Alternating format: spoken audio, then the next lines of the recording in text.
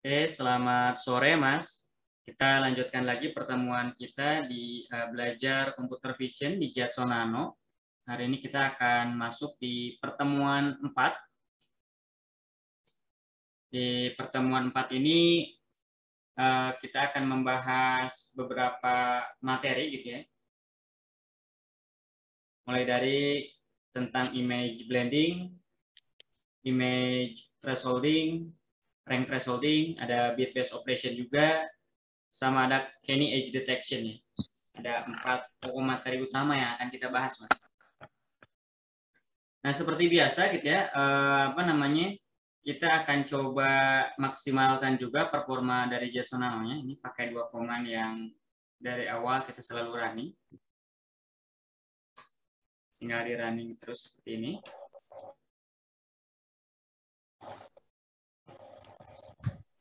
Oke, jika sudah, kita udah ready. Ini selanjutnya kita import library-nya dulu. Kita pakai OpenCV, NumPy, sama Matplotlib ya.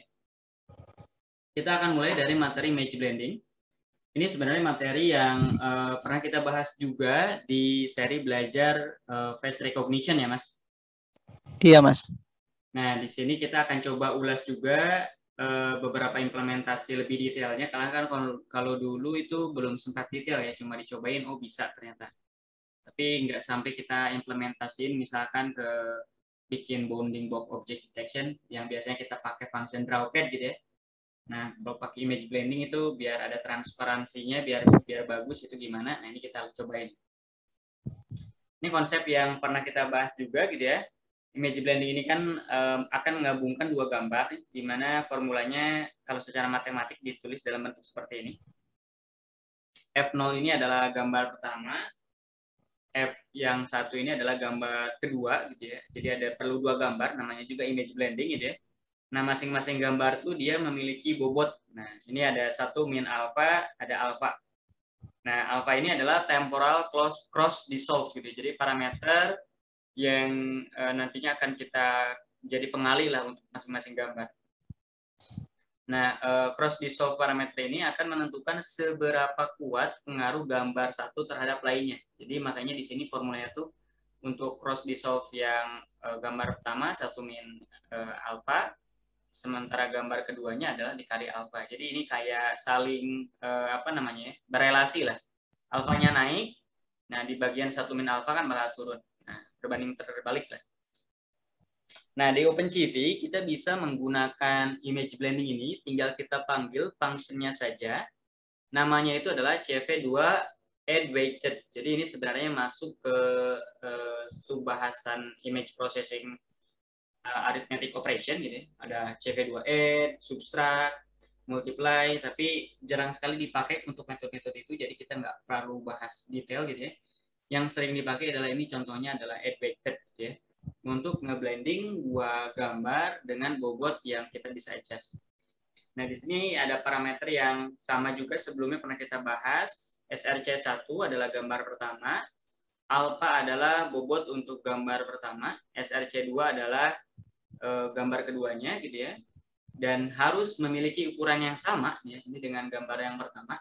Nah, ini jadi persyaratan utamanya add weighted gitu ya, 2 gambar yang akan di blend ini harus memiliki ukuran yang sama.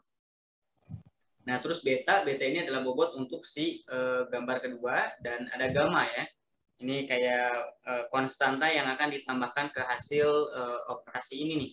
Jadi di sini seolah-olah nanti ada plus C-nya itu adalah gamma. Nah, ini biasanya kalau kita nggak mau tambahin berapa nilainya, kita set 0 aja nggak apa-apa, itu bisa. DS adalah destination image-nya atau output image-nya. Kalau misalkan kita pengen assign ke dalam function gitu ya, bisa langsung ditaruh di paling belakang. Nah, coba kita implementasiin gitu ya di pemrograman Python-nya. Di sini saya punya variabel alpha. Untuk pertama saya set 0,2. Dan di sini saya punya lena.jpg. Ini ukurannya sekitar berapa kali berapa pixel gitu ya. Dan yang kedua saya punya apple.jpg. Dan ini secara ukuran sama ya. Saya atur biar sama, biar memudahkan kita untuk uji coba. Ini pernah kita bahas juga di pakai sampel yang sama juga sebenarnya yang pada saat kita bahas di face recognition ya.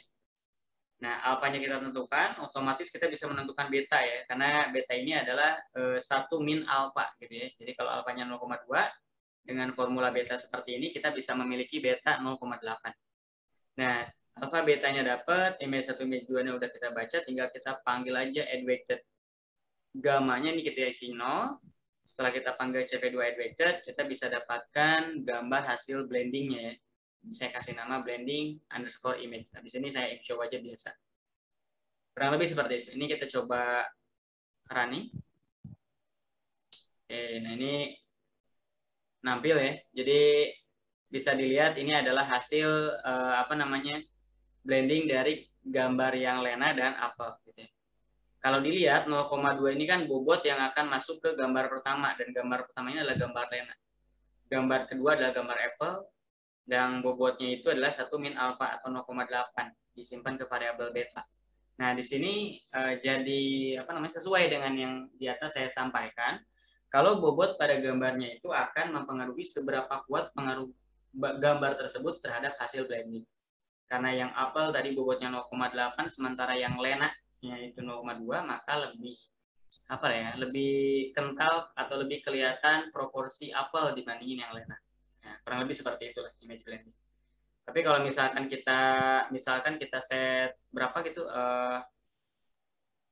0,5 gitu ya, setara. Nah, ini juga bisa saja ya.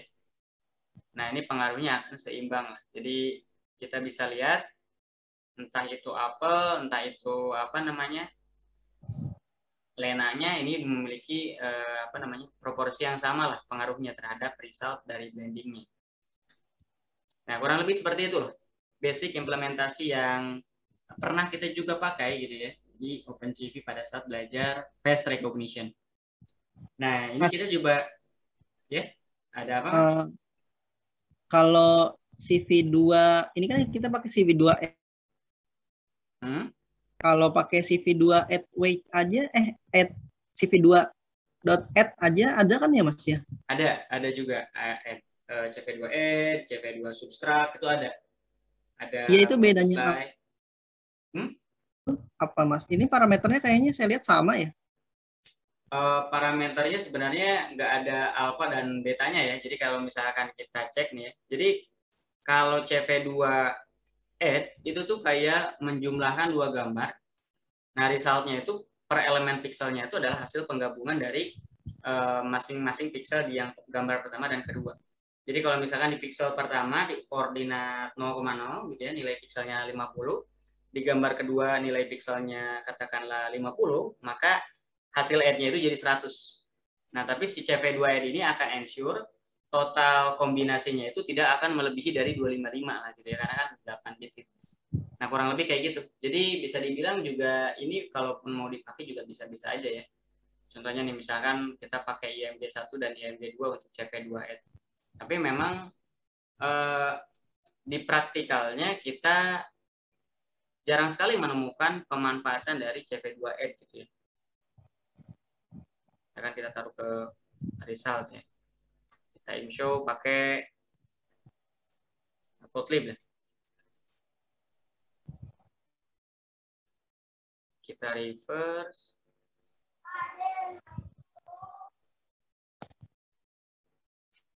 Nah, kurang lebih seperti ini. Jadi memang gabungan dari dua gambarnya.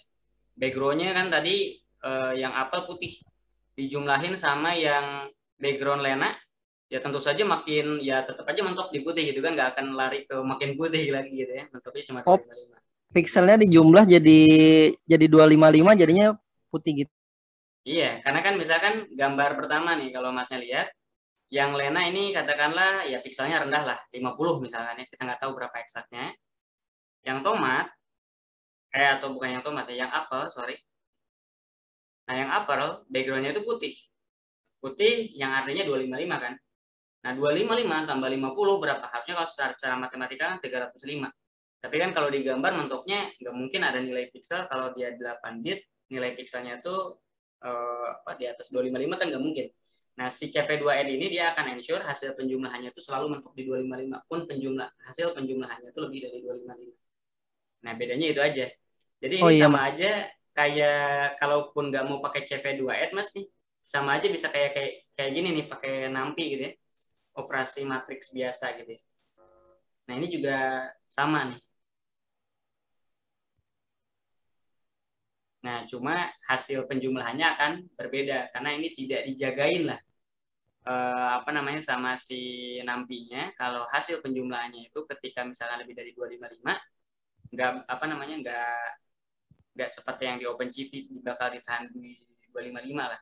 Tapi kalau di NumPy bakal di set jadi 0 ketika lebih dari 255. Karena memang alami Iya, gitu ya. Mas. Iya, Mas. Penjumlahan di atas apa? Untuk elemennya yang dia cuma bisa nge-hold 8 bit, ketika hasil penjumlahannya di atas 8 dia bakal set 0. Karena dia nggak ngerti ini angka berapa nih di atas 8 bit itu. Kurang lebih kayak gitu. Iya, Mas, paham, Mas. Oke, nah kita lanjut ya. Setelah barusan kita lihat gitu ya implementasi dari CV2 Advanced, kita lihat juga pemanfaatan versi lainnya. Kalau di atas kan dua gambar ya, gambar-gambar fisikal, ada JPG-nya gitu ya, Lena dan Apple. Nah di sini juga kita bisa menggunakan si image blending ini untuk mengoverlay elemen transparan gitu ya. Nah contohnya di sini saya punya gambar Lena.jpg. Nah, untuk melakukan overlay transparan ini nggak perlu gambar. Jadi cukup kita bikin sebuah NumPy array. Tapi ukurannya sesuai dengan gambar yang Lena. Kenapa harus sesuai? Masih ingat karena Advanced minta kalau mau kita blend ukurannya harus sama. Makanya di sini saya pakai function zero slide gitu ya. Jadi saya bikin NumPy 0 gitu ya.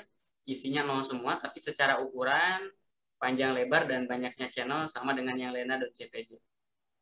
Nah, ini kan berarti si overlay ini adalah gambar hitam lah bisa dibilang ya karena NP0 ya. Ini tiap nilai pixelnya itu 00.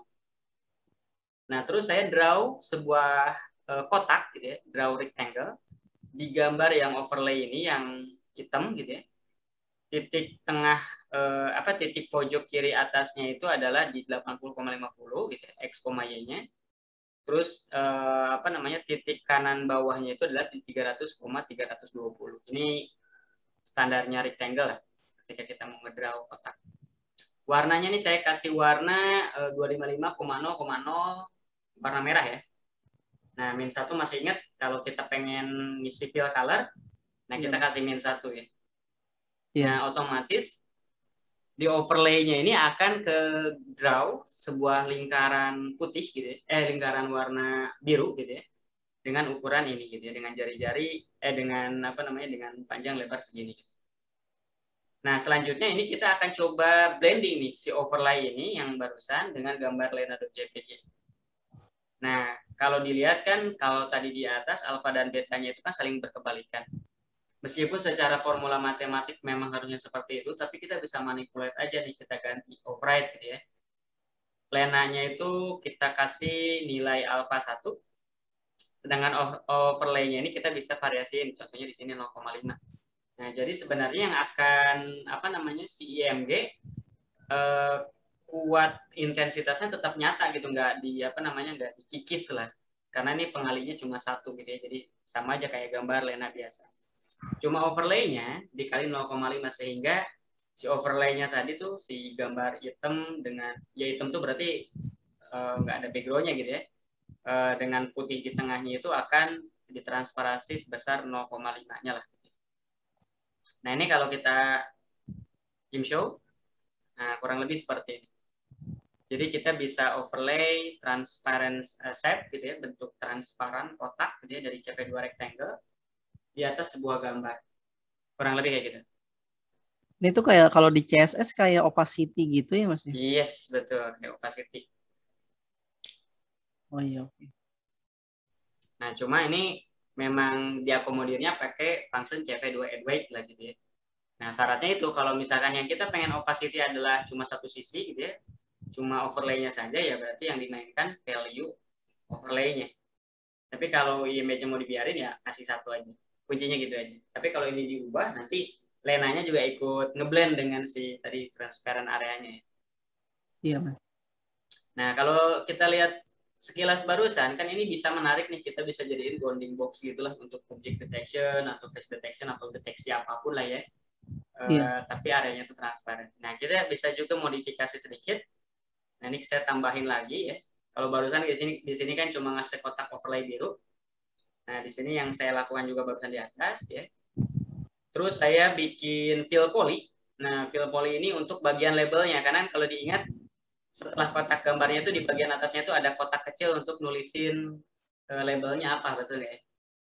Nah, ini saya draw pakai fill poly, bentuknya kayak trapesium gitu biar lumayan bagus.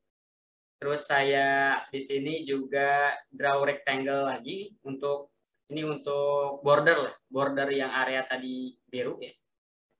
Terus polyline ini untuk border yang area labelnya ya. Nah, di atas label teksnya itu saya tulisin Lena 98%. Jadi seolah-olah ini kayak bounding box face detection lah gitu ya. Kita simulasiin. Terus kita lihat nih resultnya gitu ya. Bagus atau enggak gitu. Nah, kurang lebih hasilnya kayak gini. Oh iya, Mas. Bandingin dengan yang selama ini sering kita pakai ya. Kan Iya. kayak nggak terlalu advance gitu ya, bisa dibilang ya. Kalau kayak gini tuh kayak futuristik lah gitu ya. Si area deteksinya tuh. Nah, ini kita Tapi bisa kalau karakternya panjang itu dia out dari itu nggak, Mas? Dari polyline. Dari Oh, kalau itu poly. kan bisa kita handle, nanti lebih jelasnya di bagian draw pad kalau yang seperti itu. Karena Oh, dia di sini kan cuma ngedraw doang nih. Kalau di draw pad itu kan di bawah ada bagian modifikasi draw pad-nya, di mana bagian kotak atasnya itu bisa menyesuaikan teks yang di draw gitu ya. Kalau panjang ya kotaknya juga ngikut panjang gitu. oh iya, iya. Kalau ingat kan pas kita bikin draw pad itu dibikin kayak gitu ya. Nah, itu juga nanti kita modify di bagian bawah. Nah, tapi kalau kita lihat barusan, Mas, tulisannya tuh kayak terlalu apa ya? Karena ikut ke blending gitu ya. Jadi tidak Iya. terlalu tebal gitu ya, kurang bisa kebaca gitu kan. Nah, ini Iya. sebenarnya bisa gampang kita fix saja. Teksnya jangan di apa namanya? Jangan di overlay-nya tapi di gambarnya langsung gitu. Nah, ini bisa kayak gini. Dan juga misalkan fill poly dan bagian labelnya gitu ya, nggak mau di transparansi juga bisa. Ini contohnya kita yang teksnya aja dulu ya. Warnanya hitam. Otomatis ini tulisannya jadi lebih gelap lah. Nah, tapi ini masih kurang nyata gara-gara ini bagian labelnya ini transparan. Nah, biar nggak transparan gimana? Nah, biar nggak ikut ke blending gitu ya, bagian kotak trapezium ini gitu ya. Berarti ini jangan dimasukin ke overlay, tapi di draw-nya itu di IMG-nya langsung ya. Nah, dengan kayak gitu gampang aja. Berarti bagian fill poly sama poly lainnya ini kita ganti dari overlay ke IMG. Nah, bedanya itu bisa lumayan signifikan lah.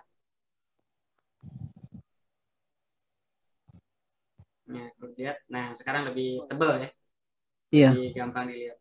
Cuma permainan masalah posisi di mana kita pengen ngedraw di overlay atau di gambar utama. Responnya bakal beda.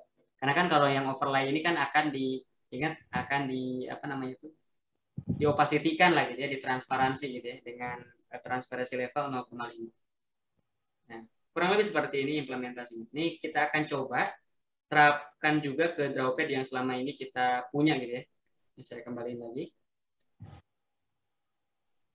Nah, ini ada yang barusan saya demoin juga, bounding box detection half transparent gitu ya. Jadi sebagian di draw ke overlay untuk yang bagian rectangle deteksi wajahnya, untuk bagian label dan teks itu di drawnya ke IMG gitu. Nah, ini sama seperti yang barusan saya tunjukin. Ada di sini. Nah, kita akan coba modify si drawpad yang pas di object detection, di face detection kita selalu pakai gitu ya. Kalau ingat kan formulanya seperti ini, tapi waktu itu kita taruh di utils, ada di dalam kelas ya. Ini saya tarik keluar. Nah, bagian self-nya saya hilangin doang, tapi secara struktur ini sama semuanya. Kalau saya running kan ya, ini saya baca di kelena.cpg, x0, y0, xt-yt-nya saya tulis kayak gini aja untuk random di area wajahnya. Tulisannya misalkan Lena 98%. Nah, ini kan yang selama ya pas object detection kita dapatkan gitu ya, Mas. Bentuk bounding Iya. box-nya seperti ini. Dan ini juga kan kalau kita ingat, misalkan kalau karakternya panjang ya boxnya ngikutin. Ini misalkan kita panjangin, nah dia boxnya ngikut gitu ya, jadi panjang. Cuma kalau memang di luar Iya. gambar ya boxnya juga bakal nggak kelihatan karena memang kan lebar. Gitu. Tapi Nah, yang sekarang saya saya sering lihat ya pada di fill semua di daerah wajahnya ya Mas ya. Di Untuk fill, privacy ya. iya betul betul. Karena kalau nggak salah itu tuh ada ininya, ada regulasi baru gitu yang mengontrol tentang kebijakan dari pemanfaatan teknologi artificial intelligence. Kayak misalkan dataset pakai publik orang, bukan pakai dataset kayak apa ya, yang open source seperti apa ya, ada dataset yang pernah kita pakai juga pas recognition gitu ya. Nah itu mungkin legal, tapi kalau misalkan dari yang non itu perlu di blur gitu ya.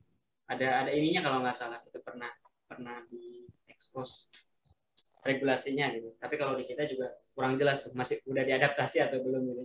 Kalau di luar Iya. negeri biasanya lebih sensitif tuh kalau misalkan masalah regulasi.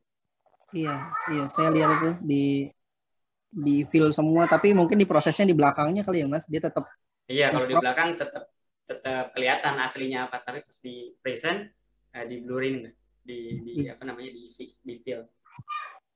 Iya Mas. Nah, kita akan coba modifikasi yang drawpad barusan. Sebenarnya ditambahin, ya diubah lah gitu ya. Kalau di sini kan bentuknya cuma kotak-kotak gitu ya. Nah, di sini saya ganti pakai fill poly untuk bagian area terutama labelnya ya. Ini fill poly untuk yang label apa namanya, yang atasnya. Ini untuk yang bordernya gitu ya. Nah, ini secara poinnya akan ngikutin juga yang ada di sini nih. Poin lokasi ngedraw kotak labelnya ya, ngikutin yang ada di sini. Jadi saya copy aja, cuma kalau dia kan butuh bentuknya tuh top left, top right, bottom left. Kalau rectangle kan dia cuma butuh top left sama bottom right doang kan. Nah, ini saya harus bikin 4 titiknya gitu ya, setiap ujung, biar karena fill poly butuh itu gitu ya, sama si polyline ini. Nah, habis itu di draw text, ya udah di sini pakai CV2 add weighted gitu ya, digabungin. Nah, ini kita udah punya versi drawpad terbaru nih yang bisa ngeblending dan dengan hasil transparansi gitu. Kita cobain. Ya, jadi panggilnya nanti tinggal kayak gini aja nih, lebih simpel gitu ya. Nah, resultnya nanti bisa seperti ini. Oh Gitu. iya. Dan ini color bordernya gitu ya, backgroundnya, text colornya bisa kita modify karena ini kan parameternya di expose tuh ya, di ininya. Iya. Kita bisa atur lah, kita rubah-rubah kalau mau. Kalau misalkan kita pengen ganti gitu ya. Contohnya di sini ada font size, background color, misalkan dari biru ke apa, misalkan ke green gitu ya, bisa juga gitu ya. Text colornya juga diubah juga bisa juga. Ini nanti akan berubah juga ngikutin. Misalkan text colornya jadi merah gitu ya. Yang ngikut juga. Nah, ini udah nyesuaiin lah. Ini kayak gini. Bisa kita custom. Kurang lebih seperti itu, Mas. Nah, itu nanti mungkin ya kalau ada bagian yang kita nyerapkan ke deteksi di depan, kita bisa gunakan ini biar lebih bagus hasilnya ya. Iya Mas. Nah, CP2 Advected ini juga ada implementasi kudanya, gitu. Jadi kita bisa pakai CP2 kuda.advected, gitu. Jadi parameternya juga sama, nggak jauh beda. Cuma matriks gambar yang diinputkan bukan NumPy array, tapi GPU matrix. Jadi sini juga sama seperti demo yang sebelum-sebelumnya terkait kuda implementation di OpenCV. Kita perlu create dulu GPU matrixnya seperti ini. Karena di sini ada 2 gambar, jadi saya perlu create 2 GPU matrix 8 bit 3 channel ya, IMG1, IMG2, GPU mat. Dan selanjutnya saya create GPU matrix baru untuk menampung matrix hasil blending ya. Jadi saya sebut blending IMG GPU mat. Nah, karena ini IMG1 dan IMG2 untuk menampung original yang versi NumPy ke sisi GPU, jadi saya upload dulu di sini untuk di-upload ke GPU memori dari IMG1, IMG2, terus upload ke GPU mat-nya masing-masing ya. Habis itu, karena sekarang IMG1 GPU mat, IMG2 GPU mat, konteksnya udah di level GPU, saya bisa melakukan operasi advanced tapi di GPU compute gitu ya. Tinggal panggil aja CP2 kuda advanced, IMG1 GPU mat, alpha-nya di sini saya set 0,5, IMG2 GPU mat, betanya berapa, gamanya saya set 0. Nah, di sini pakai metode yang selalu saya pakai di add weighted-nya di CP2 CUDA gitu ya. Jadi outputnya itu nggak ditangkap setelah function dipanggil pakai sama dengan, tapi dimasukkan ke dalam parameter function ya. Ini bermanfaat agar tidak diinisialisasi lagi CUDA matriksnya gitu ya di sisi GPU memori biar cepat. Nah, caranya biar enak kayak gini. Makanya kita define di awal. Nah, resultnya ini kan udah masuk ke dalam si blending IMG GPU mat. Dari GPU memori kita download balik gitu ya ke blending IMG. Nah, ini saya punya NumPy array baru blending IMG, nampung hasil add weighted di sisi CUDA, terus saya show aja gitu. Ini kayaknya ada yang kurang. Oh iya. Kurang ini nih Mas. Nih, mungkin dari Masnya nanti tambahin aja HWC-nya ya. A, W, C, IMG1 dot shape ya. Karena untuk nge-create ini kita perlu referensi nih dimensi CUDA matriksnya berapa nih yang mau diallocate gitu. Nah, kurang lebih seperti ini. Ya sama lah, nggak berbeda ya. Nah, cuman ini dieksekusinya di GPU Jetson atau si Maxwell yang punya 128 CUDA core ya. Nah, cukup mudah lah, nggak jauh beda, cuma nambahin CUDA, tapi kita harus prepare GPU matriks seperti ini. Ingat aja mekanismenya gitu ya. Iya, Mas. Itu implementasi CUDA-nya untuk image blending. Sampai sini ada yang mau ditanyakan, Mas? Belum, Mas. Saya masih paham ini. Oke, siap. Kita lanjut ya. Nah, setelah barusan kita bahas image blending, kita akan masuk ke bagian image bitwise operation, Mas. Lagi-lagi sama seperti image blending, image bitwise operation ini masuk ke partnya OpenCV arithmetic operation ya. Jadi penjumlahan, pengurangan, image addition, weighted tadi kan. Nah, bitwise operation, AND, OR, SOR, NOR. Nah, ini ada di sini juga di cover di OpenCV arithmetic operation. Nah, image bitwise operation ini nanti erat kaitannya dengan proses rank thresholding. Kita perluin gitu ya untuk mengekstrak elemen color RGB sesuai region interest yang kita dapetin.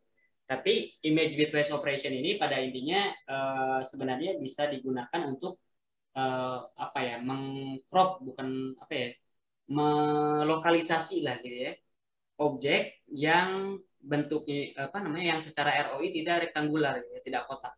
Kalau kotak kan gampang, kita tinggal crop udah beres gitu kan pakai NumPy slicing. Tapi bayangkan kita pengen ngambil area region of interest-nya tapi bentuknya lingkaran gitu. Nah, ini kita bisa lakukan pakai image bitwise operation. Jadi contohnya kayak gini, Mas. Kita punya gambar Lena. Kalau di face recognition yang biasa kita lakukan kan untuk ngambil ROI wajahnya itu kan ya udah crop kotak di area wajah. Tapi bagaimana kalau misalkan kita pengen punya ROI bentuknya tuh nggak kotak? Nah, bitwise operation ini bisa kita gunain. Jadi ini gambar originalnya. Nah, kita harus nyiapin sebuah namanya itu masking. Jadi kayak binary image gitu. Nah, binary image atau sebutan lainnya masking lah di konteksnya bitwise operation. Bebas bentuk tengahnya apapun, yang penting area yang warna putih adalah yang akan ditransfer menjadi template untuk outputnya. Gitu ya. Jadi sekali lagi, si masking ini adalah kayak cetakan yang akan di-apply-kan ke gambar original untuk menghasilkan output. Kalau di maskingnya ini ada area warna putih, maka tepat di area tersebut akan diekstrak dari gambar original dan ditransfer ke output. Nah, jadi contohnya seperti ini.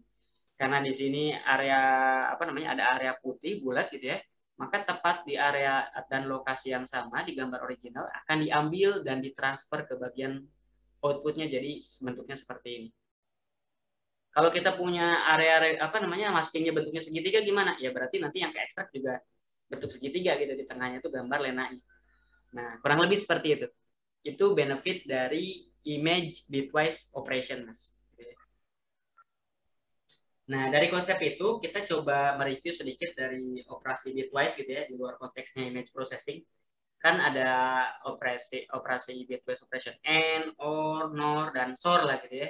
Atau operasi lainnya mungkin banyak. Tapi intinya, operasi-operasi yang ada ini, misalkan kayak kalau logiknya AND, dia kan akan bernilai 1 kalau dua-duanya itu 1 gitu ya, atau bernilai true keduanya gitu ya. Misalkan ada 2 inputan variabel, kita operasikan logic AND, maka outputnya akan bernilai 1 kalau dua-duanya sama-sama true gitu ya.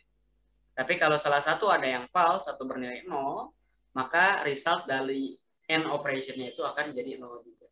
Kalau OR minimal 1 lah gitu ya. Minimal 1 ada yang true, minimal 1 ada yang angka 1 gitu ya, resultnya akan menjadi true gitu. Kalau exclusive OR yaitu butuh minimal ya pokoknya beda lah gitu ya. Kalau sama gitu ya, 00, 11 ya akan 0 gitu ya. Tapi kalau beda 01 atau 10, dia bakal 11 seperti ini gitu. Nah, ini yang SOR, terus yang terakhir ini ada NOT gitu ya. Ini juga ada operasi bitwise-nya juga di OpenCV. Ya ini kebalikannya aja sih. Kalau 0 ya jadi 1, 1 jadi 0 gitu aja. Nah, bagaimana metode bitwise operation ini digunakan di OpenCV gitu ya, Mas? Nah, penggunaannya itu cukup simpel gitu ya. Jadi kita tinggal panggil aja nih metodenya CV2 bitwise AND kalau mau pakai bitwise AND. Kalau mau pakai bitwise OR berarti CV2 bitwise OR. Kalau not ya berarti not. Kalau SOR, oh ini salah. Pakai typo nih, Mas. Ini harusnya diganti SOR ya. Nah, kayak gini. Nah, jadi kalau yang SOR, CV2 bitwise SOR gitu ya. Nah, ke masing-masing metode ini atau function ini memiliki parameter yang mirip-mirip, bedanya cuma di not doang.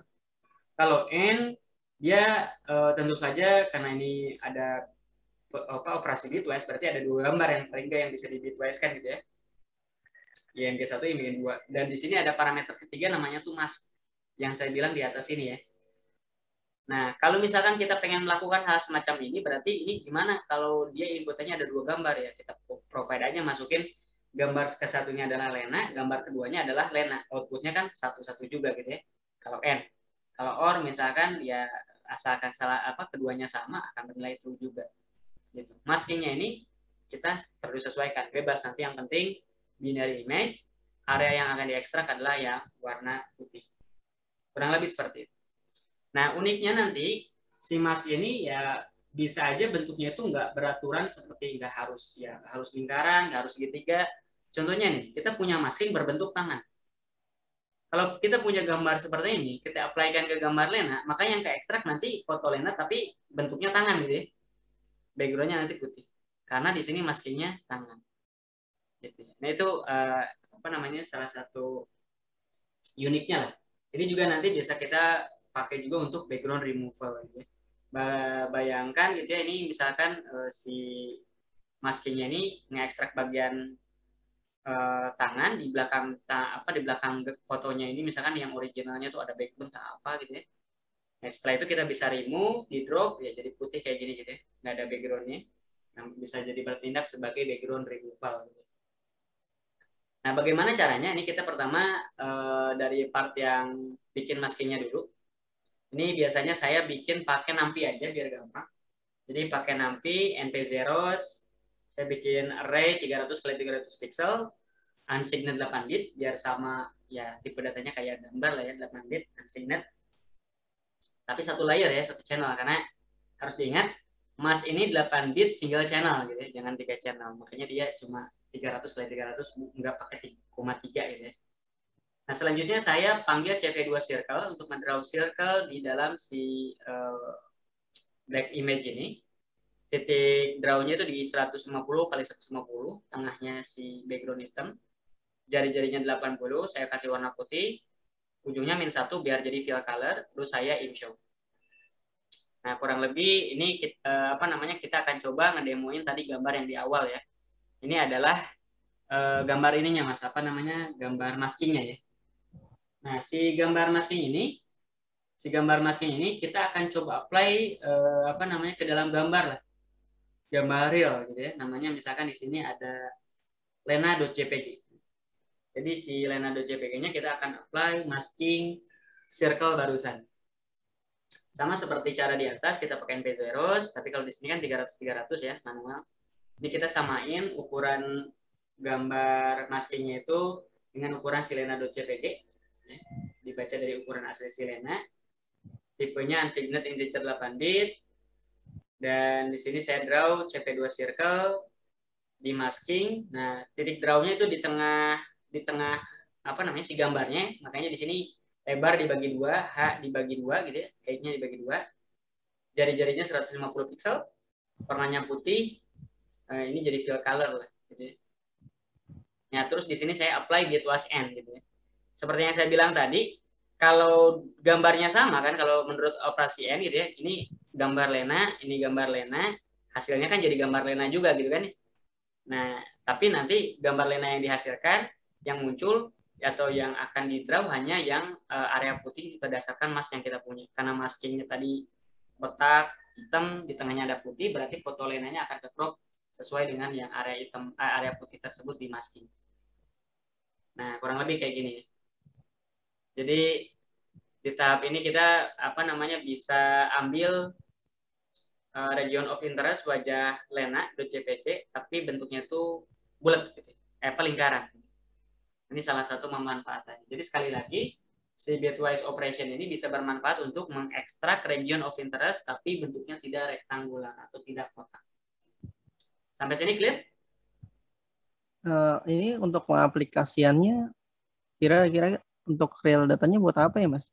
Nanti di bawah bisa kelihatan. Karena kalau di sini kan maskingnya itu masih kita bulat. Kadang-kadang kalau bulat kayak gini buat apa? Tapi bayangin, misalkan kita punya foto tomat. Kita punya foto tomat. Di sini misalkan ada background atau apa. Kalau ini kebetulan mulus gitu ya. Nah ini kita pengen benar-benar hilangin area luarnya gitu ya. Atau misalkan di sini ada background apa gitu ya kan. Kalau tomat aslinya kan kalau di lapangan ada pohonnya atau apa. Kita pengen hilangin area tersebut. Nah itu kita bisa hilanginnya gimana cara nge-remove backgroundnya gitu ya. Nah, ini salah satunya itu pakai apa namanya si bitwise operation tersebut. Tapi berarti kan kita harus punya masking berbentuk tomat kan. Nah untuk bisa ngambil area tomat aslinya dan backgroundnya dihilangkan. Nah itu nanti kita di bawah coba demokan gitu ya. Tapi intinya tujuan utamanya si bitwise operation ini salah satunya lah yang sering orang pakai adalah untuk background removal. Gitu ya.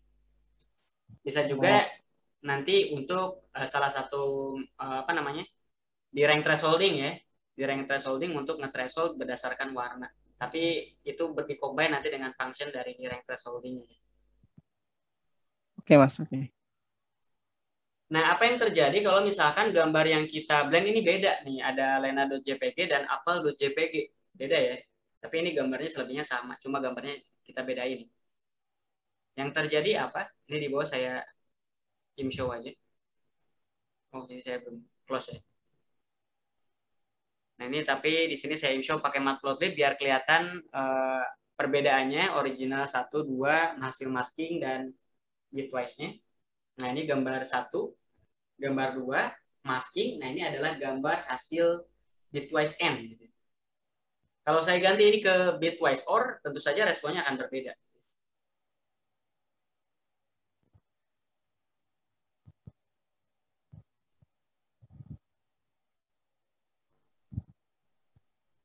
Nah kurang lebih seperti ini. Jadi makanya kalau dalam konteksnya gambarnya dibedain kayak jadi meaningless gitu buat apa gitu ya. Makanya paling tepat paling sering dipakainya itu aplikasi dari bitwise operation ini ya gambar 1 dan gambar 2-nya disamain. Yang diambilnya itu benar-benar cuma kemampuan dia untuk mengcrop area non rektangular berdasarkan masknya ini. Kurang lebih kayak gitu. Cukup clear? Clear Mas, oke Mas. Oke, kita lanjut. Nah, setelah barusan kita melihat lah gitu ya implementasinya gitu ya untuk yang bentuk.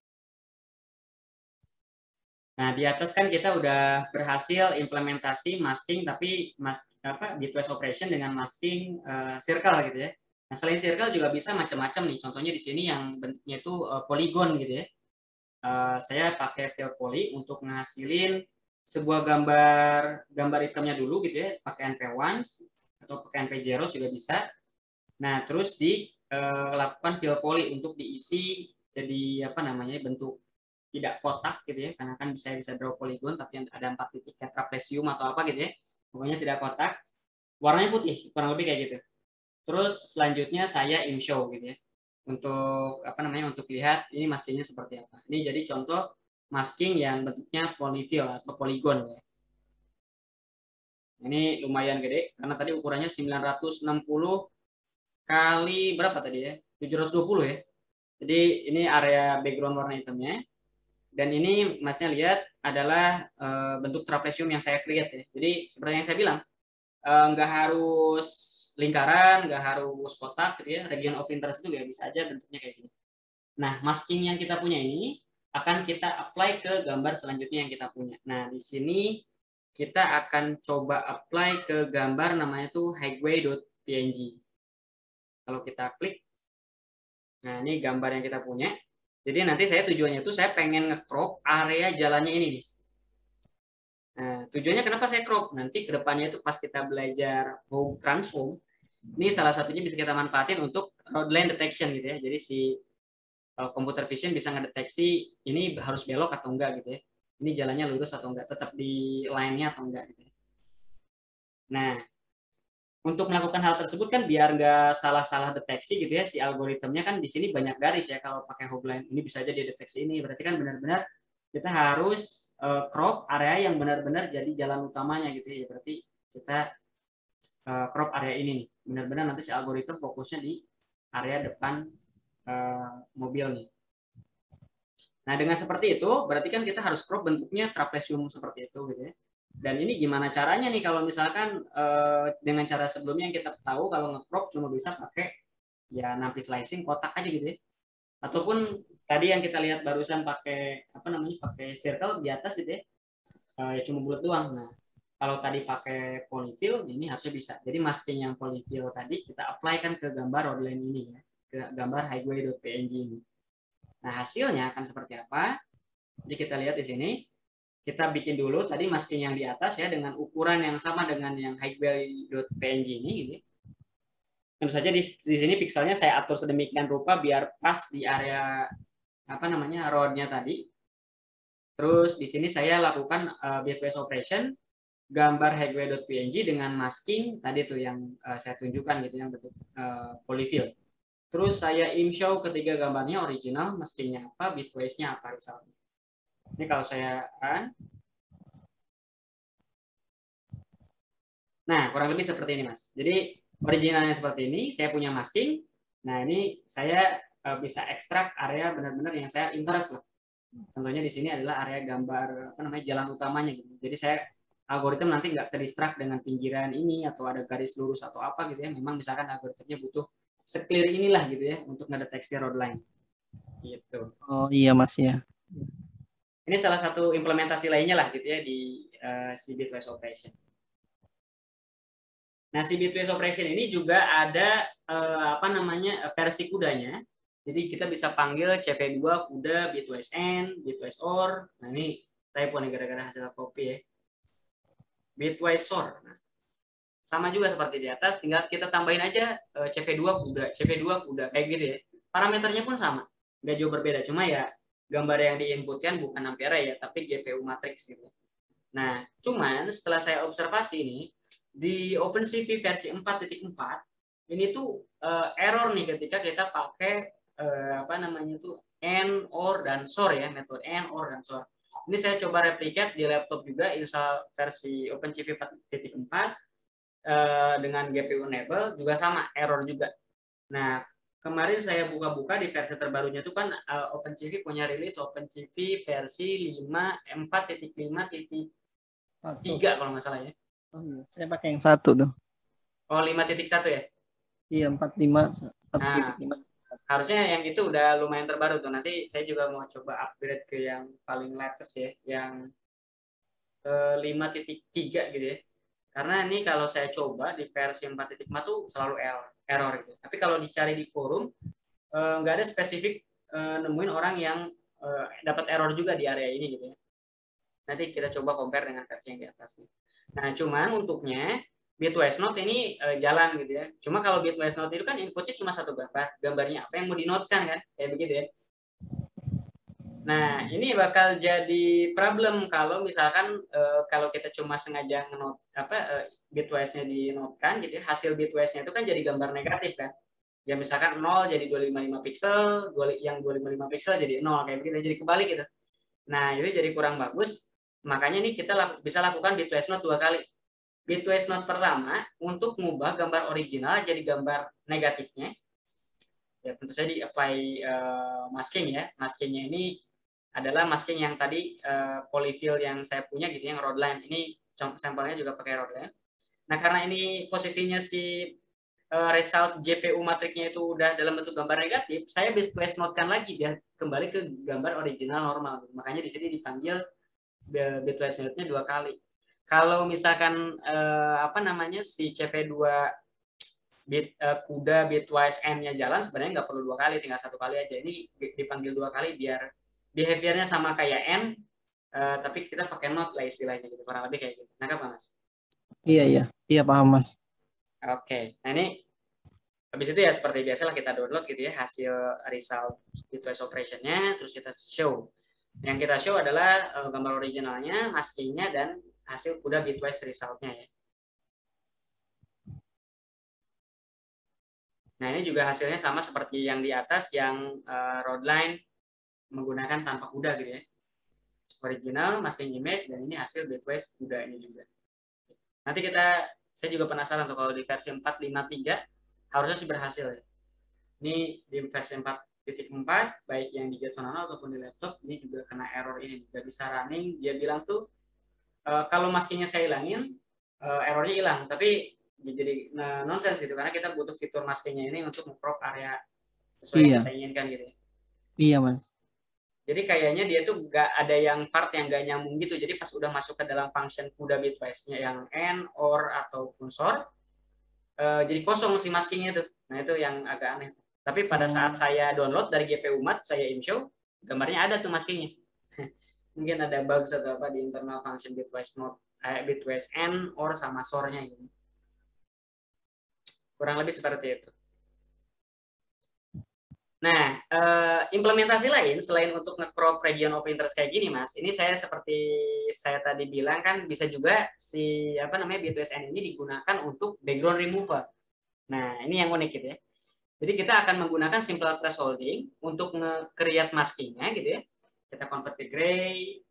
Nah, simple thresholding kan di pertemuan sebelumnya kan kita pakai CP2 threshold kan.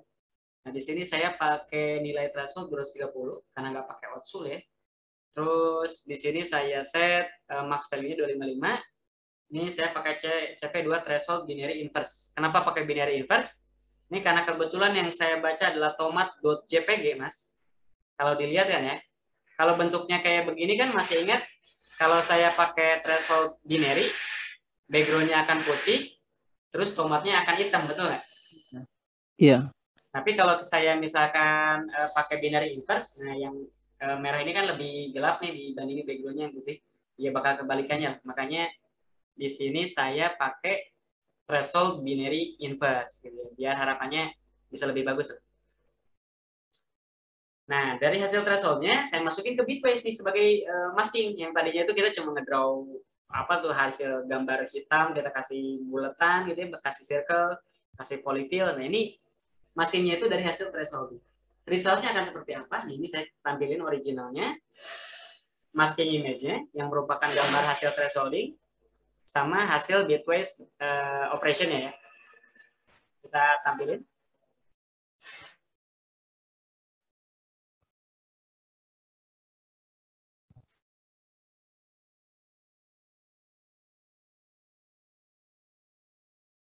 Nah, oke. Ini bisa kelihatan ya. Ini originalnya, Mas. Iya. Ini maskingnya. Ini result. Jadi bentuknya itu background removal. Ini implementasi kedua. Cuma kalau pakai apa namanya simple thresholding, ini ke bawah nih. Gitu kan. Gara-gara apa namanya ya masuk ke ya mungkin kita harus adjust lah nilai ininya berapa yang optimal gitu ya. Pakai simple thresholding ataupun mungkin ya adaptive thresholding bisa dicoba lah ataupun yang Otsu ya, kita coba Otsu ya, apakah much better atau enggak gitu. cp2 dot trace Otsu ya. Nah ini kalau ini kan kita nggak perlu nyari nentuin berapa, ini tinggal 0 aja. Nah, kita lihat nih hasil cropping ya. Nah, memang area ininya hilang, tapi ini kecomot gitu ya. Gampang juga Gara-gara ya. iya, karena kan Otsu itu dia nyari nilai tengah-tengahnya distribusinya. Gara-gara di sini mengkilat putih, ya kecomot juga deh gitu ya. Jadi nggak ada win-win solution lah kalau pakai simple thresholding, karena memang seperti saya bilang simple thresholding itu susah kalau gambarnya itu iluminatif gitu ya. Dia terang sebagian, di area lain ada yang gelap gitu ya, sehingga bisa dibilang tuh apa namanya, ketiga gambarnya tuh nggak terdistribusi di dua tempat lah gitu, kurang lebih seperti itu. Nah ini bisa kita selesaikan, bisa kita atasi dengan yang namanya itu rank thresholding. Kalau misalkan kita ingat-ingat Mas, kalau binary thresholding, Otsu thresholding, ataupun kemarin yang global apa namanya, adaptive thresholding ya Mas, itu tuh kan yang kita baca adalah gambar grayscale. Dia nggak aware terhadap warna lah, bisa dibilang kayak begitu. Nah, si rank thresholding yang akan kita pelajari selanjutnya Mas, yaitu aware terhadap warna. Jadi kita nge-threshold tapi berdasarkan warna, bukan berdasarkan intensity dari grayscale level yang sering kita masukin ke sini. Bedanya itu. Nah, gimana caranya? Yang sebelumnya di CP2 threshold kita tahunya nginputin ya grayscale levelnya ya dari 0 sampai 255, berapa nilai thresholdnya, di atas itu kan jadi putih, di bawah itu jadi hitam kalau pakai CP threshold binary ya. Nah, tapi kalau dari pakai rank thresholding Mas, yang kita define jadi batasan mana yang mau kita bawa, mana yang mau kita reject, ini adalah batas warna apa aja yang mau dimasukin, minimum dan maksimum. Nah itu makanya dia bisa lebih canggih lah, bisa dibilang kayak gitu. Nah ini disebut dengan rank threshold. Nah ini saya jelasin secara grafikal gitu ya. Kalau CV2 threshold, cara dia nge-threshold kan kayak gini. Ini katakanlah grayscale image ya Mas. Naik turunnya ini adalah nilai pixel nih. Ini di posisi 1 misalkan 0. Di posisi X0 ini nilai pixelnya katakanlah 128 gitu ya. Di posisi ini nilai pixelnya katakanlah 200-an lah, kurang lebih kayak gitu ya. Tapi kita plot jadi 2 dimensi kayak gini lah. Ini tingginya adalah nilai pixel, lebarnya adalah posisi pixel lah, 1 dimensi gitu. Nah, kalau misalkan kita threshold pakai CP2 binary, Mas. Ini kan hasil thresholdingnya kayak gini nih. Kalau yang di bawah nilai threshold bakal 0, yang di atas nilai threshold bakal jadi 1. Yang ini. Iya, iya. Nah, kurang lebih kayak gitu. Ini kan CP2 threshold kan? Iya, paham Mas. Nah, kalau kita pakai rank thresholding, misalkan kita punya gambar seperti ini, namanya juga rank thresholding. Thresholdnya ada 2. Kita bisa adjust di mana aja. Yang bakal diambil adalah yang di antara rank threshold 1 dan threshold 2. Jadi contohnya kayak gini, ini gambar yang sama, profil yang sama. Threshold 1 kita lokasiin di sini, threshold 2 dilokasiin di sini, maka hasil thresholdnya seperti ini. Nah, berarti ya nanti area yang bakal kelihatan adalah yang lurus, terus di bagian sini, terus bagian naik ini, entah gimana bentuk aslinya, tapi ini nggak terang, juga nggak gelap, tapi di tengah-tengah. Nah, kan Mas? Kalau di Iya, sini kan Mas. yang lebih terang kan jadi terang banget, yang gelap ya jadi gelap banget. Kalau ini nggak, di tengah-tengah yang benar-benar disegmentasi. Nah, ini bisa kita gunakan rank thresholding dengan metode di sisi OpenCV atau function di sisi OpenCV, namanya tuh CV2 rank in rank. Jadi nama fungsinya itu CV2 in rank. Nah, gimana cara makainya? Jadi metodenya itu adalah CV2 in rank, parameternya ada gambar yang mau kita in rank kan, atau rank thresholding kan. Nah, ini ada parameter lower color dan upper color. Apa nih lower color dan upper color? Kalau IMG pastilah input gambar ya. Lower color bentuknya itu tuple, menampung nilai HSP. Nah, HSP itu kan sebenarnya ya color space juga kayak RGB ya. Cuma kalau RGB kan ya merah, kuning, hijau. Kalau HSP kan hue, saturation, and value gitu ya. Bedanya seperti itu. Tapi kita harus define nih HSP minimal sama upper color atau HSP maksimalnya berapa. Nah, HSP ini seperti apa spesifikasinya kalau di sisi OpenCV? Nah, nilai H ini rentangnya antara 0 sampai 180, Mas. S-nya rentangnya 0 sampai 255. V-nya nilainya 0 sampai 255. Berbeda dengan RGB color space ya, R-nya 0 sampai 255. Begitu pula yang B, begitu pula yang green-nya gitu, yang I. Nah, kalau di HSP sedikit berbeda. H-nya itu cuma 0 sampai 180, S-nya itu 0 sampai 255, sama dengan yang V-nya. Kurang lebih seperti itulah spesifikasi dari color space HSP di OpenCV. Nah, berarti kan kita harus tahu nih, di gambar yang kita punya, kalau misalkan contohnya tadi gambar tomat ini, Mas, kita pengen ambil semua area tomat warna merah, bahkan pucuk yang warna hijaunya, HSP minimum dan HSP maksimum itu berapa? Bingung kan? Kalau kita nanya RGB kan gampang tuh, oh ini warna merah yang paling gelap sampai warna merah yang paling terang gitu aja kan. Tapi kalau misalkan di HSP itu gimana? Kita bisa tahu lower color sama upper color HSP. Nah, sebelum kita ke pembahasan metode untuk nyari nilai HSP dari gambar RGB, saya jelasin dulu secara lebih detail bagaimana konsep HSP color lah gitu ya. Nah, HSP color ini bisa digambarkan dalam bentuk diagram tabung seperti ini, Mas. Nah, hue ini bentuknya itu melingkar. Nilainya 0 sampai 180. Jadi sepanjang bentuk melingkar ini ya menampung nilai 0 sampai 180. Nah, jadi nilai hue ini mengontrol warna apa yang mau kita tampilkan. Kalau misalkan Masnya lihat nih, di sudut ini warnanya Tosca, maju ke sini jadi biru, maju ke sini lagi jadi ungu, jadi lagi merah, jadi kuning, jadi hijau. Jadi si hue ini mengontrol warna apa yang mau kita tampilkan. Kalau saturation mengontrol seberapa pekat warnanya gitu ya. Apakah katakanlah kayak merah gitu ya, ada merah muda, ada merah tua gitu kan. Nah, itu dikontrol sama saturation. Jadi kalau merah muda itu kan lebih ya misalkan kayak merah tapi dicampur warna putih lah gitu. Kurang lebih kayak gitu kan. Iya, Mas. Dikontrol sama saturation, Mas. Nah, kalau value itu apa? Nah, kalau value ini adalah derajat gelap terangnya warna. Semakin value-nya rendah, berarti dia semakin gelap.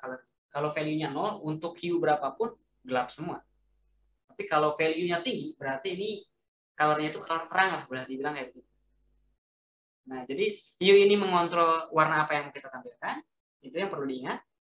Saturation mengontrol seberapa kental warnanya. Seperti kita membandingkan merah muda dengan merah tua gitu ya. Value ini adalah derajat terang tidaknya warna gitu ya. Kalau value-nya rendah berarti gelap. Kalau value-nya tinggi berarti warna terang gitu. Warnanya makin nyata.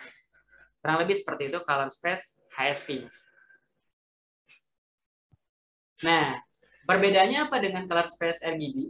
Kalau color space RGB, ya namanya juga RGB ya bentuknya kalau kita diagramkan bentuknya kubus. Gitu. Contohnya di sini ada area yang ke arah blue, ke arah red, ke arah green. Gitu.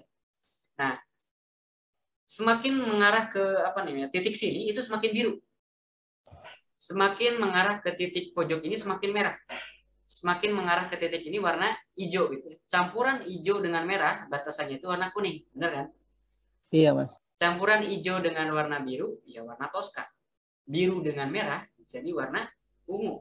Campuran ketiganya warna putih.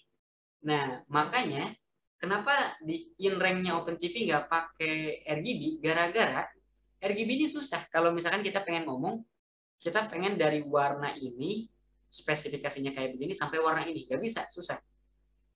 Karena bentuknya tuh kubus kayak beginilah, kita nggak bisa ambil di satu titik, harus kombinasi dari 3 warna ini, red, blue ini gitu. Kita nggak bisa ambil satu warna satu variabel hue doang gitu. Mas. Nangkap ya? Iya, Mas. Nah gitu, bedanya itu makanya lebih simpel pakai HSP. Yang awalnya tadi mungkin kita bingung gitu ya, kenapa nggak pakai RGB? Karena kalau RGB pengen ngebatasin warna harus 3 nilainya, R-nya berapa, G-nya berapa, blue-nya berapa, atasnya juga sama. Tapi kalau HSP ya mainin aja nilai H-nya. Saturation value-nya ya kita bisa biarin aja sesuai yang kita prefer gitu ya, nggak perlu kita ubah-ubah gitu. Nah intinya seperti yang saya bilang, HSP ini ya paling penting kita perhatiin di nilai hue-nya. Seperti yang saya bilang, dia nilainya itu 0 sampai balik lagi ke titik yang sama, yaitu 180. Nah ketika kita set 0, hue-nya ini yang ada di angka di area warna merah. Gitu ya. Kalau 30 ini warna kuning, Mas. Kalau hijau itu 60, Tosca 90, biru 120, ungu 150.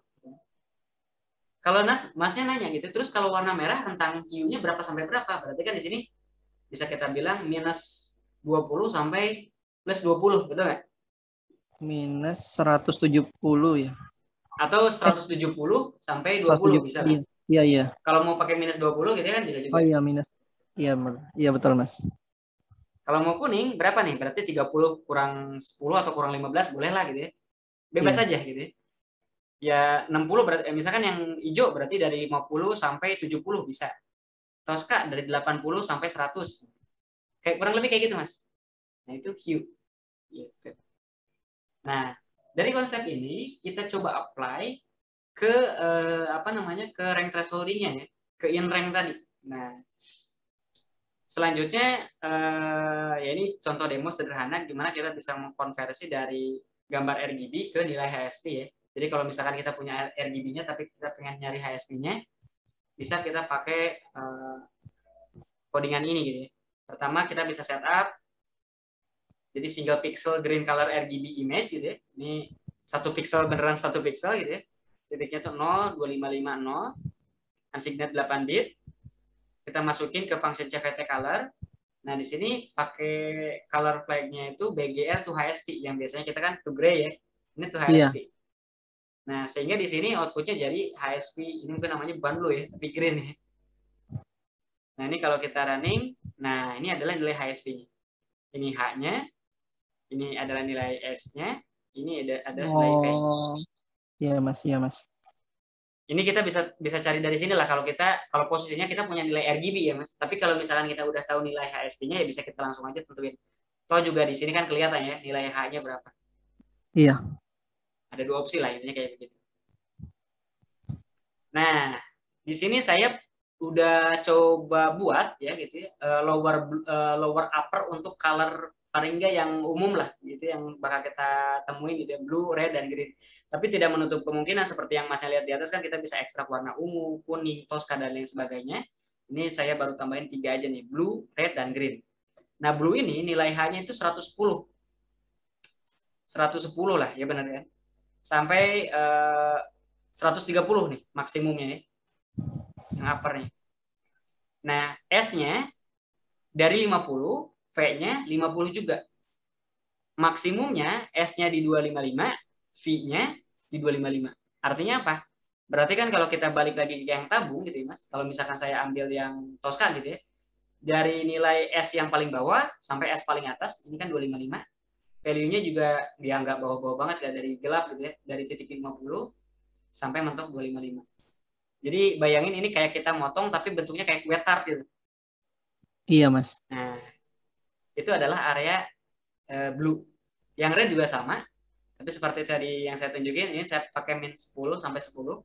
Kalau mau min 15 sampai 15 juga boleh, bebas aja. Tapi biasanya saya untuk yang apa S min, V min, S max, V max itu saya tetap samain 50 50, 25 25 kayak gini. Karena itunya relatif nggak berubah lah. Yang berubah itu nilai H-nya doang. Gitu. Yang green 35 sampai 70. Green ini kan 60, kan lumayan luas ya. Ini area sini misalkan mau diambil jadi green ya boleh aja gitu ya. Sampai area 70 di sini. Kurang lebih kayak gitu. Nah, ini kita bisa apply kan nih. Kita kan punya lower blue, lower red, upper red dan selain sebagainya. Kita lihat lagi tadi metode in rank di atas kan tinggal kita masukin aja ke functionnya ya. Gambarnya apa, lower colornya apa. Nah, jadi di sini saya baca gambarnya apa, saya convert ke HSP ya. Color BGR to HSP. Nah, gambar HSP yang saya punya, saya apply lower green sama upper green. Nah, di sini saya bisa dapetin masking nih. Jadi output dari function in rank ini berupa masking juga Mas, sebenarnya berupa gambar hitam putih. Jadi belum berupa benar-benar yang di cropnya itu area RGB-nya gitu ya. Nah, untuk gimana biar kita bisa dapatkan area maskingnya itu jadi warna RGB ya, kita operasiin bitwise and image-nya yang original, masking hasil in rank kita masukin, resultnya baru kita tampilin. Ini contohnya saya pakai block.jpg ini. Block.jpg itu kayak gini. Saya punya rank min max untuk warna biru, otomatis harusnya saya bisa bisa crop benar-benar yang warna birunya aja gitu ya. Sisanya itu bakal kita hilangin jadi gelap. Kalau kita pakai simple thresholding kan nggak mungkin ya. Ini pasti bakal ke bawah nih semuanya nih. Kita nggak bisa pengen ngambil misalkan yang warna birunya doang gitu. Nah, ini selesainya saya tampilin aja original image-nya, masking output dari function inRank dengan hasil B2SN-nya yang berupa apa namanya warna birunya, kotak warna biru. Oh, di sini hijau ya, sorry. Nah, jadi maskingnya itu output si inRank-nya itu ya satu channel hitam putih juga. Biar jadi benar-benar area yang kesegmentasi itu gimana ya? Kita pakai B2SN, di-combine gitu. Nah, ini jadi satu kesatuan apa namanya? Teknik rank thresholding. Itu yang warna hijau. Kalau kita pengen warna merah gimana? Ya ini kita tinggal ganti, ambil gitu. Jadi lower red dengan upper red, Mas. Ya. Ini tinggal kita running ulang.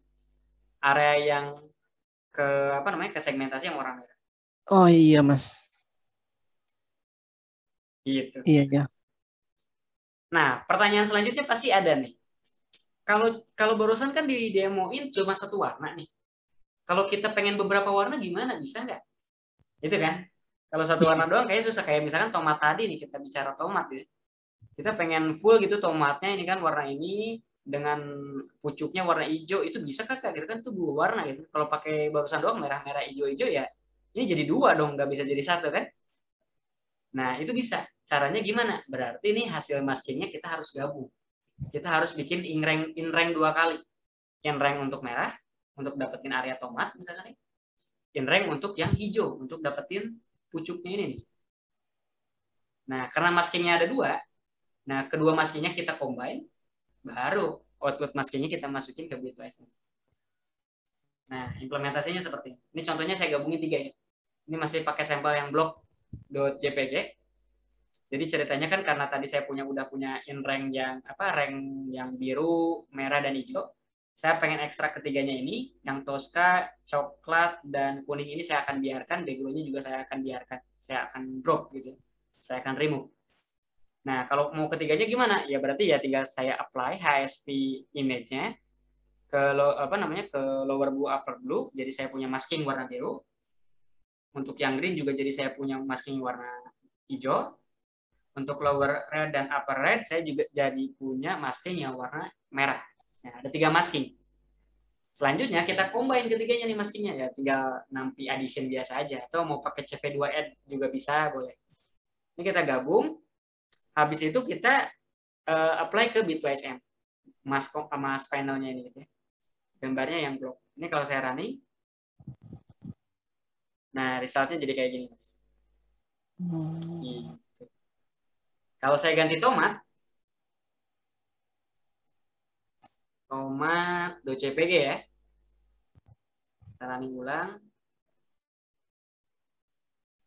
Kan tomat nggak ada warna birunya ya. Apa yang terjadi kalau kita masukin dengan yang warna biru punya si masking birunya ya. Yang nggak akan ada efeknya karena nggak ada warna biru.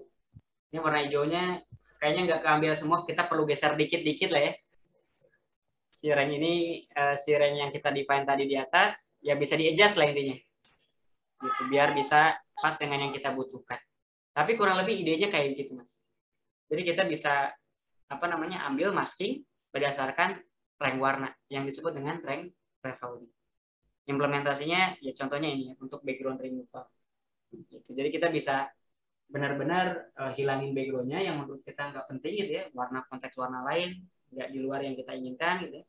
Dan kita bisa dapatkan gambar utuh yang kita pengenin gitu ya, secara lebih sempurna gitu. Dan di sini juga bayangannya ya tentu saja hilang ya, nggak akan ke bawah gitu ya. Terlihat di sini juga nggak ada nih hasil rank thresholding, hasil maskingnya ya, nggak ada area putih menandakan ya si area hitam ini kesapu lah, kehilang, kehapus gitu. Kalau di Tidak masuk kalau kita Mas ya, bandingin jadinya yang kalau kita bandingin yang tadi pakai yang simple thresholding kan bayangannya masih ada kan, walaupun dikit gitu ya. Gitu. Nah itu kelebihannya tuh rank thresholding itu kayak gitu. penting kita tahu range-nya itu ya, Mas ya. Yes, betul. Jadi kita define aja berapa sampai berapa colornya. panduannya seperti yang saya bilang, baca diagram HSV inilah paling gampang gitu ya. Iya. Apa namanya, saturation value-nya keep aja 50-50, 25-25 juga nggak apa-apa. Atau kalau mau dirubah lebih bawah lagi juga boleh aja sih. Misalkan ini kan value-nya pengen diganti jadi sampai turun jadi 25, itu boleh-boleh banget gitu. Ini harusnya jadi lebih banyak yang bisa dapat gitu ya. Contohnya tadi yang di area tomat.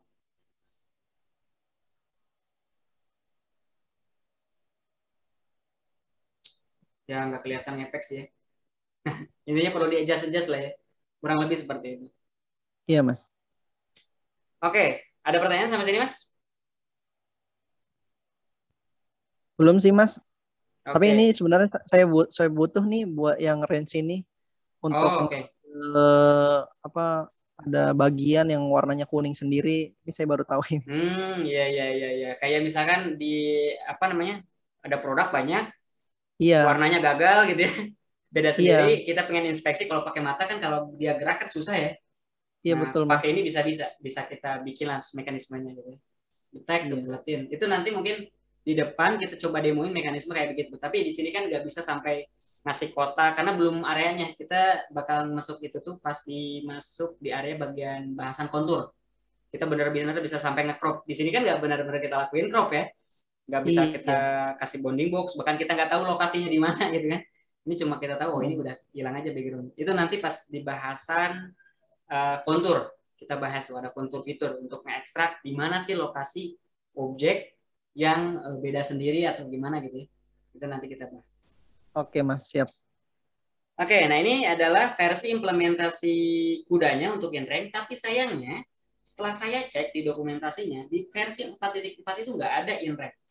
Kalau misalkan saya cek nih pakai help Python ya, built-in help-nya gitu ya, cv2.kuda.inreng, di versi 4.4 itu nggak ada. Apalagi versi di bawahnya gitu ya. Nah, adanya Iya. itu, nah ini nggak ada ya, nggak punya atribut inreng. Adanya itu setelah saya buka di GitHub-nya, baru muncul dokumentasi inreng ini dari versi 4.5 ke atas, 4.5.2 ke atas. Hmm. Yang masnya kan 451 ya, Oh berarti harusnya iya. itu nggak ada tuh. Oh iya, Mas. Harusnya itu dari titik 4.52 ke atas. Makanya saya rencana juga mau coba upgrade lagi aja OpenCV-nya. Biar versi terbaru gitu, yang versi 4.53.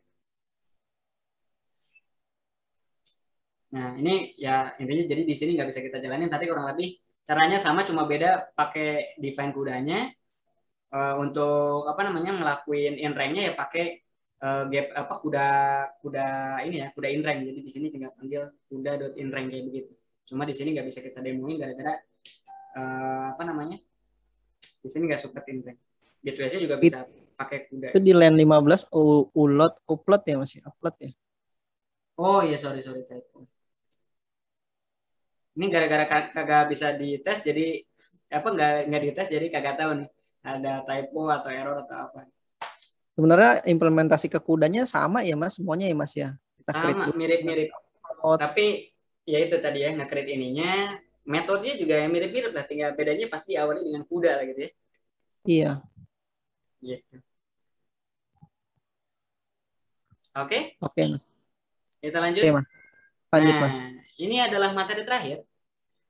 Ini adalah materi tentang age detection. Gitu ya. Biasanya nih Mas, ketika kita barusan ngelakuin thresholding, entah itu kita pakai simple thresholding, output thresholding, apa namanya, adaptive thresholding, atau barusan yang rank thresholding, tahap selanjutnya nih, kalau orang ngeproses gambar gitu ya di OpenCV, biasanya lari ke edge detection. Biar apa? Biar gambar binary-nya, biar gambar masknya atau gambar ya hitam putihnya itu jadi edge image. Nah, edge image itu seperti apa?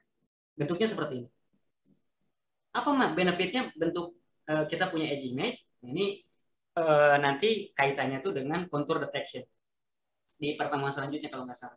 Karena contour detection ini otomatis akan optimal kalau bentuknya itu edge. Namanya juga contour, dia harus tahu yang dia deteksi itu garis.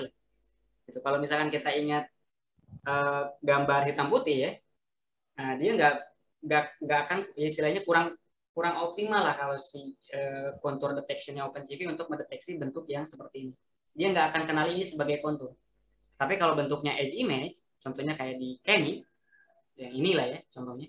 Nah, dia bisa identify kalau oh ini adalah tepian gitu, tepian gambar. Makanya itu disebutnya tuh tekniknya tuh edge detection. Nah, metode yang akan kita pelajari di OpenCV adalah Kenny edge detection.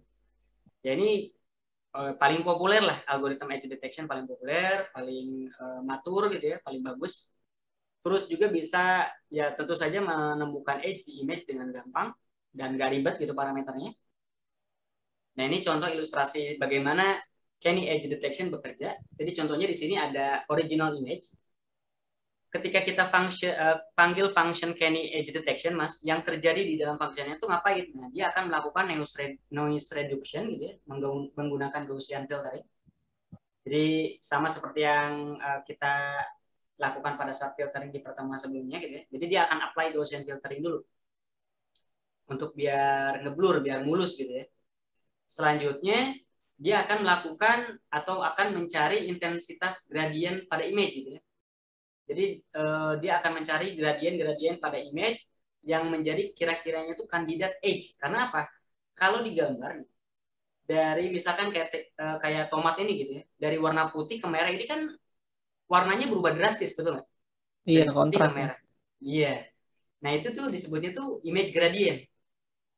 Ada perbedaan selisih nilai piksel yang mencolok lah di lokasi yang berdekatan. Nah itu disebutnya tuh image gradient. Cara nyarinya gimana? Nah ini ada di dalam si Kenny edge detection. Dia bakal nyari semua lokasi, semua titik piksel yang nilai pikselnya itu dari titik satu ke titik yang berdekatannya itu berubah drastis. Itu edge inilah edge region.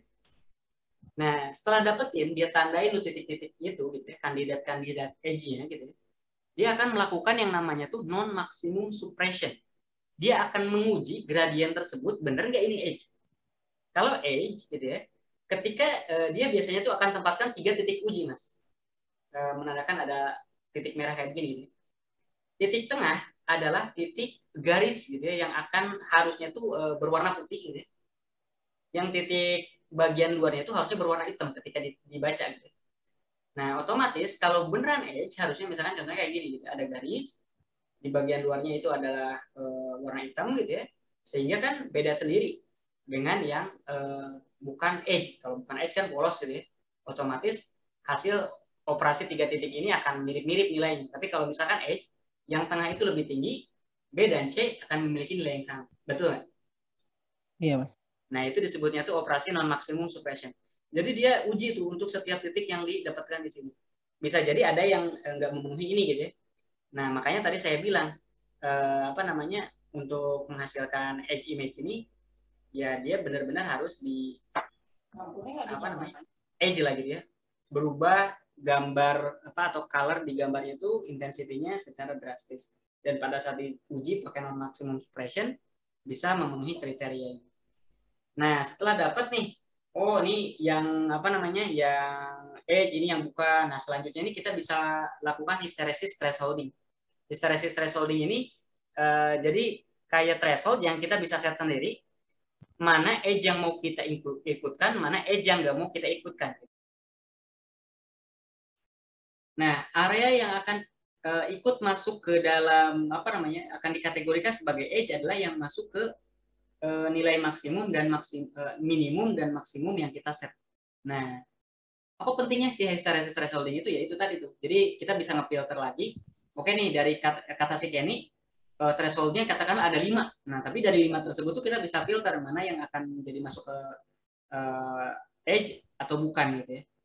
Nah, ini cara ngefilternya tuh kita tinggal batasin aja nilai minimum dan maksimum value dari hasil dari kalkulasi ini edge detection ya. Nilainya tuh 0 sampai 255. Kalau 0 berarti gelap, ya 255 berarti ya makin terang. Nah, contohnya di sini kayak kita misalkan set nilai minimum threshold dan maksimum threshold di 2 area.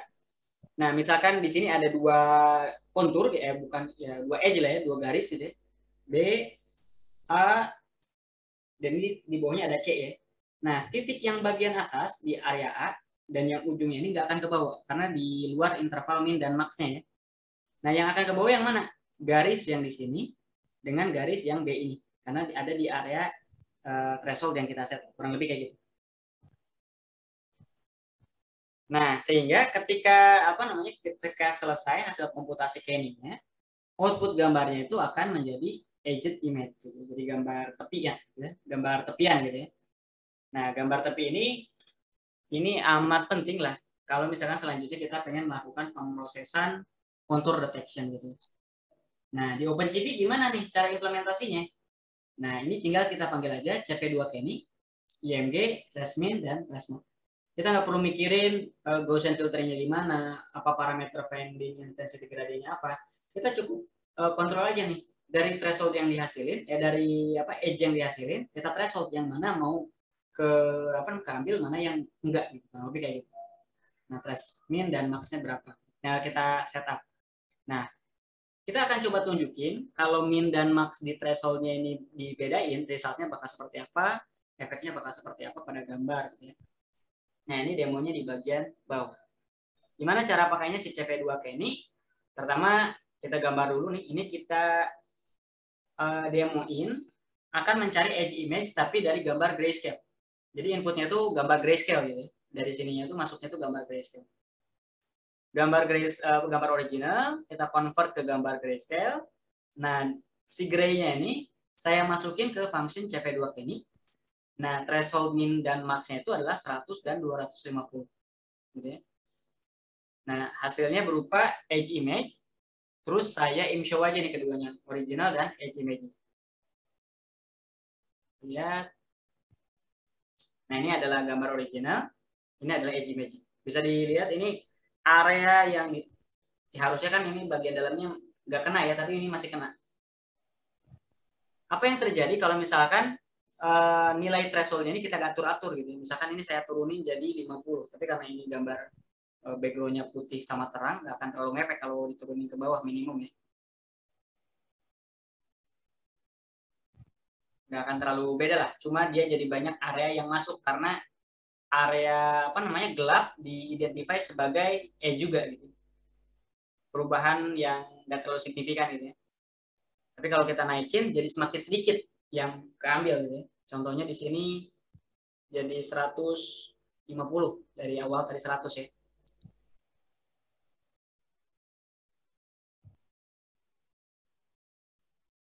Nah, ada banyak yang jadi nggak keambil gitu.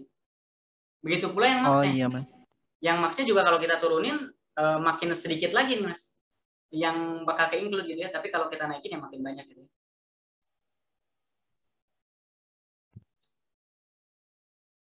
Nah, jadi makin sedikit lah ini yang keambil, tapi makin area di sini makin banyak keseret nih. Nah, tapi kalau kita lebarin misalkan dari 10 ke 255 ya jadi banyak yang masuk gitu ya. Yang intensity gradiennya berubah dikit pun ya masuk gitu ya. Bukan hanya yang ekstrim saja. Nah, kurang lebih kayak gini. Jadi di dalamnya nih ada tepian yang cuma berubah dikit nih, kan ini kayak blok gitu ya. Sisi ininya lebih gelap. Dia kayak dianggap itu sebagai edge. Padahal kan perubahan intensitasnya nggak terlalu drastis, sama kayak dari putih ke biru lah. Nah, makanya threshold min max-nya itu berfungsi untuk itu. Berapa nilai yang optimum? Nggak ada silver bullet-nya, nggak ada rumusannya. Tapi intinya, kalau misalkan kita bingung, biasanya saya selalu start ini dari 100 ke 200 atau 250. Karena biasanya kan objek yang menjadi region interest ini pasti ada di intensity color di rentang ini nih. Gitu ya.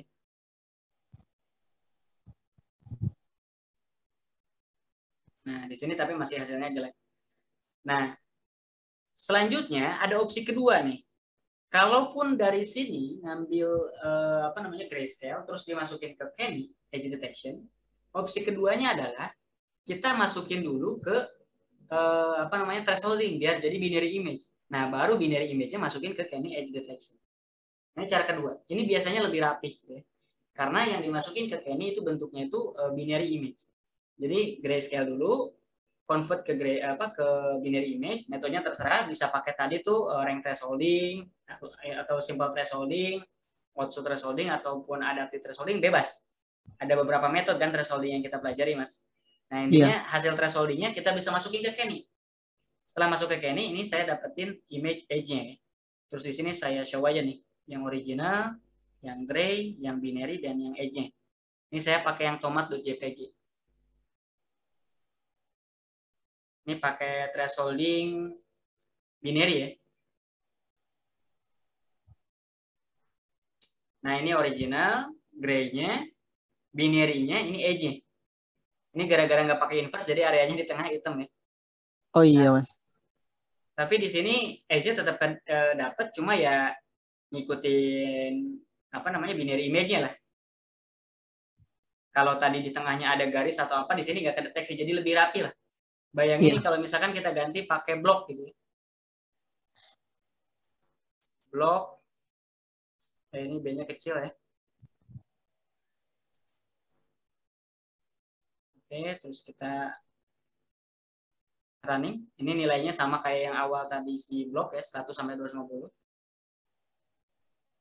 Harusnya resultnya lebih rapi.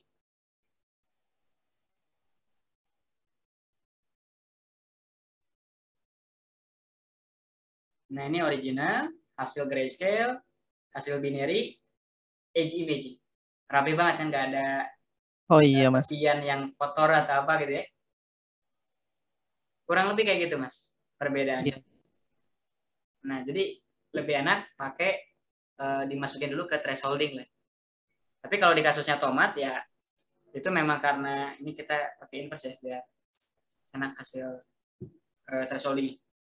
Kalau pakai tomat.jpg ya seperti tadi yang saya tunjukin, gara-gara hasil thresholdingnya cuma simple thresholding, bayangan pada tomat juga ikut ke segmentasi gitu ya, ikut ke bawah, makanya hasil edge juga bentuknya kayak gini. Dan satu lagi, ini tuh bukan patah ya. Ini tuh gara-gara karena kan ini ngedraw garis nih terlalu tipis, ini jadi kayak nggak kelihatan gitu ya. Kalau misalkan saya resize nih gambarnya lebih kecil gitu ya, itu baru detail tuh. Misalkan nih saya resize lebih kecil,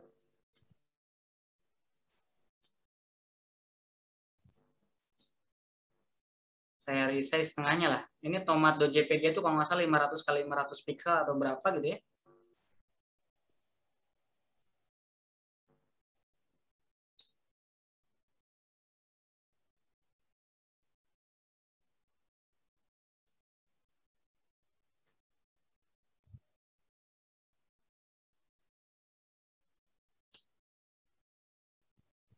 Oke, kita lihat. Nah, ini kalau di resize kan semuanya nutup ya. Itu gara-gara tadi memang ukurannya gede, tapi garisnya itu tipis, makanya jadi kayak putus gitu. Kurang lebih kayak gitu. Sampai sini cukup clear? Lumayan simpel ya, Mas ya, image scan ini. Yang penting masuknya ke grayscale dulu ya. Cuman Iya. image sama minimum apa yang Hysteresis parameternya. ya minimum dan maksimumnya ya. Threshold Iya. minimum dan maksimumnya. Ini kalau Iya, bingung iya. biasanya set segini juga nggak apa-apa. Karena Oke, yang oke. penting yang dimasukin adalah binary image. Jadi hasil grayscale masukin ke binary apa thresholding biar jadi binary image, auto binary image masukin ke Kenny. Jadi kayak Iya, Mas. nyambung gitu kan? Iya. Gitu. Oke, Mas. Ini Paham, kan paham. pakai ya, ini kan pakai simple thresholding nih, Mas. Ini juga ada demonya pakai yang rank thresholding. Nah, ini kan ini saya pengen ekstrak RGB-nya. Oh iya. Ini saya combine, outputnya kan jadi masking. Nah, maskingnya itu masukin ke Kenny. Kalau tadi kan kalau di yang demo atas kan masukin ke B2SN kan. Kalau ini masukin aja ke Kenny kan, Mas. Ini kan image binary kan. Iya. Kita bisa masukin aja ke Kenny. Nah, outputnya bisa jadi edge image. Tapi oh iya, karena ini 3 ya. Karena kan dia nggak ada grayscale image ya. Kalau ini kan nggak di-convert ke grayscale, tapi di-convertnya ke HSP. Nah, ingat itu ya. Terus di-apply ke Kenny, dan kita cuma punya edge original, edge-nya sama thresholding, apa namanya, binary-nya. Nah, di sini cuma original. Ini yang binary-nya, hasil rank thresholding. Nah, ini yang edge image-nya. Bentuknya bulat sempurna. Gitu. Jadi yang area tadi bayangan atau apa, area yang nggak ingin kita masukin gitu ya, bisa kehapus. Nah, mungkin Masnya bertanya-tanya, ini kan masih ada bercak nih, ini ngilanginya gimana? itu nggak apa-apa, itu kita nggak usah pikirin. Nanti di bagian kontur kita bisa reject gitu. Untuk kontur-kontur yang nggak bisa diselesaikan atau nggak bisa dianulir lah gitu ya dari image rank thresholding gitu. Nah inilah intinya pemanfaatan dari si Kenny Edge Detection, ya tentu saja untuk menghasilkan edge image. Nanti nyambungnya itu ke bahasan tentang contour detection. Sampai sini ada yang mau ditanyakan, Mas? Belum, Mas, paham saya. Masih paham. Oke, siap. Nah ini yang terakhir, kode implementation-nya juga sama. Ini ada di Kenny Edge Detection gitu ya. Jadi CV2 Kenny. Cuma ini stylenya tuh sama seperti kayak sebelumnya kita pakai apa tuh ya. Jadi pakai create dulu ya. Create Kenny Edge Detector. Jadi bikin objek dulu, masukin threshold min dan max-nya. Nah, sudah kita dapat Kenny objeknya, baru kita panggil metodenya .detect. Baru tuh gambarnya tuh kita masukin sama outputnya kita masukin. Nah, ini bedanya ya kalau di versi kudanya itu harus di create objek dulu, di objek yang kita hasilin, baru ada metode panggil .detect. Nah, implementasinya contoh kayak begini. Ini kita punya gambar yang blok. Tentu saja kalau pakai GPU kita setup dulu GPU matriksnya ya. Ini adalah untuk nampung yang original RGB. Ini untuk nampung yang grayscale. Ini kita demoin udah Kenny Edge Detection, tapi outputnya itu dari simple thresholding ya, karena dari rank thresholding kan seperti yang saya bilang, in ranknya kan nggak ada ya di OpenCV 4.4, jadi saya pakai yang simple thresholding aja.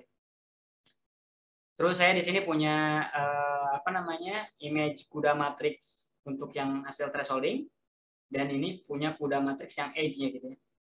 Nah, seperti yang saya bilang di atas, Mas, ini kita create objek dari create Kenny Edge Detector gitu ya. Masukin threshold min dan threshold max-nya, sehingga di sini saya punya objek Kenny. Nah, objek Kenny ini yang di bawah nanti akan kita panggil via method .detect untuk nge-generate edge image. Tapi sebelum itu kita upload dulu gambar originalnya ke GPU memory. Ini lagi-lagi typo ya. Nah, terus selanjutnya kita convert ke grayscale pakai CUDA convert color ya. Inputnya apa? Ini inputnya harusnya bukan IMG tapi GPU mat ya. Ini ada salah nih, Mas. Nah, kayak gini. Outputnya berupa grayscale GPU.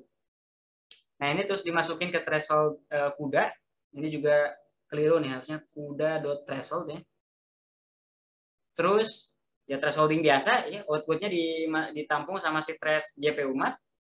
Trace GPU mat yang merupakan binary image hasil thresholding kita masukkan ke Kenny.detect method. Nah, sehingga nanti kita bisa dapetin edge GPU matrix. Tinggal kita masukin aja kayak gini dengan metode disisip ke parameter function gitu ya. Nah, udah dapat kan berarti kita di sisi GPU kita dapat edge GPU mat, trace GPU mat, sama gray GPU mat. Kita download semuanya. Terus kita show berikut dengan yang originalnya juga. Jadi ada 4 gambar original, gray hasil download dari memori GPU ke host, thresholding-nya yang binary dari simple thresholding, sama edge image-nya. Ini kalau kita running, nah bentuknya seperti ini. Tapi di sini kayak nggak nyambung ya, kayak nggak kebentuk semuanya. Ini kemungkinan dari nilai Kenny Edge Detector yang kita pilih. Tapi ini di sini kalau dilihat, kita pakai nilai yang sama dengan yang di atas pada saat kita pakai yang simple thresholding. Coba kita show yang ini ya. Ini kan kita juga pakai 100, 250, 230, 255 ya.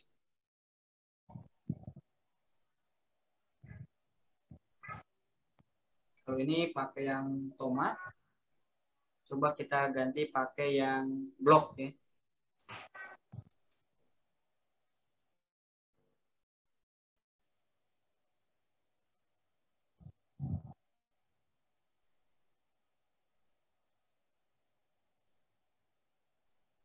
Nah, kalau yang di blok itu lebih rapi. Ya, di yang versi implementasi biasa di CPU lebih rapi.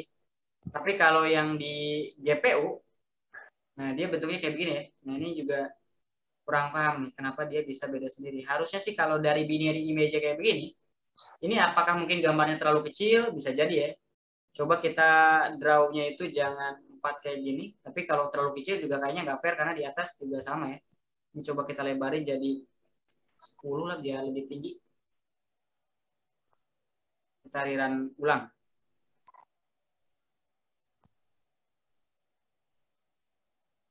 Oh iya ternyata benar. Itu bukan putus tapi memang gambarnya terlalu kecil seperti tadi yang tomat itu yang putus ya. Iya, Nah, Mas. kalau digedein sama lah intinya konsisten output GPU dengan yang output dari implementasi standar. Kurang lebih kayak gitu Mas. Gitu. Nah, itu semua apa yang kita bisa pelajari hari ini mulai dari tadi di awal kan ada image blending, ada image bitwise operation, ada rank thresholding, sama yang terakhir barusan adalah kini edge detector. Materi untuk hari ini. Sampai sini ada yang mau ditanyakan? Silakan Mas. Mungkin masih ini sih Mas yang in range itu saya baru ini ya, baru tahu ya. Saya bakalan butuh itu yang itu. Mungkin nanti saya pelajarin lagi. Kalau bingung nanti saya WhatsApp, tanya di Boleh, WhatsApp boleh. deh Mas. Boleh, siap, siap. Itu pasti karena memang banyak juga di banyak kasus itu kepake banget itu ya. Terutama yang ngedeteksi nggak pakai algoritma deep learning gitu ya, specific by color, paling ampuh pakai itu aja. Gitu. Tapi nanti kata Mas ada lanjutannya yang fine contour itu ya, contour itu ya. Fine contour betul. Karena Iya. kan gini, kalau yang tadi di atas in rank itu kan sebatas untuk ya ngambil objek yang berwarna yang kita pengenin gitu ya. Udah tuh. Iya. Nah, tapi kan nggak sampai ke kita bisa nge-counting ada berapa yang kayak begitu di gambar. Kayak misalkan masnya katakanlah punya apel warna merah, ada apel warna kuning gitu. Nah, pengen nge-counting yang warna kuning. Kalau cuma kayak tadi yang di atas kan ya udah dapat gambarnya aja yang warna kuning. Sistem nggak tahu itu ada apel 2 atau 3 kan. Nah, gimana biar kita bisa counting? Nanti itu di bagian kontur.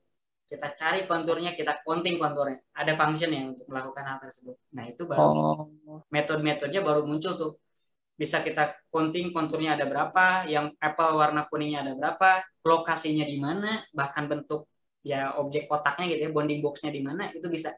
Mau kita crop, mau kita kasih draw pad juga bisa aja. Gitu.